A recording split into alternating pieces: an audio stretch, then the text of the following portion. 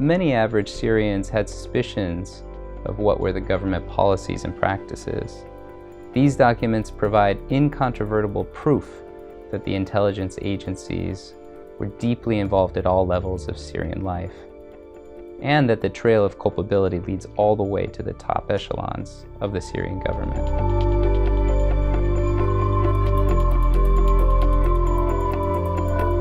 What impacted me the most were the lists of detained women and children held on spurious charges. It highlights the paranoia of the Syrian government and how this translates into the mistreatment of so many innocents.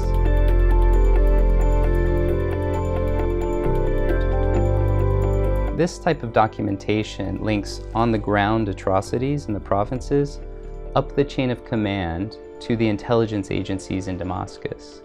This type of linkage evidence is crucial to establishing individual criminal responsibility of the top-level government officials. Insofar as documents are ambiguous, witnesses with knowledge of these documents would be helpful in corroborating the evidence. For example, we know from Syrian government defectors that the order to do the necessary that is found in these documents includes the authorization to use lethal force.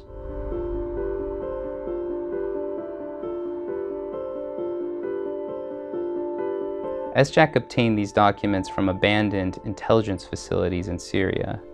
We are confident that they are authentic. There are a number of ways to verify such documents in courts, for example, by examining signatures and through testimonial evidence.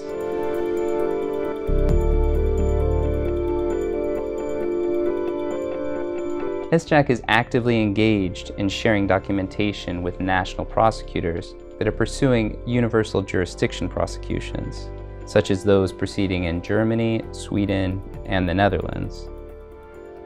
For the purposes of future accountability, SJAC is also sharing its documentation with the International Impartial and Independent Mechanism.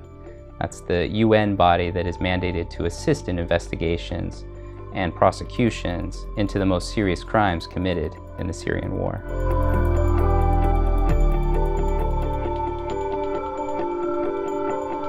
SJAC holds these documents in trust for the Syrian people. We will continue to analyze more documents. Criminal accountability is one of our aims, but we also want to establish a record of wrongdoing, to pursue transitional justice that could help to establish the fate of those disappeared during the conflict, to seek reparations for many victims of criminality, and eventually to help with reconciliation processes.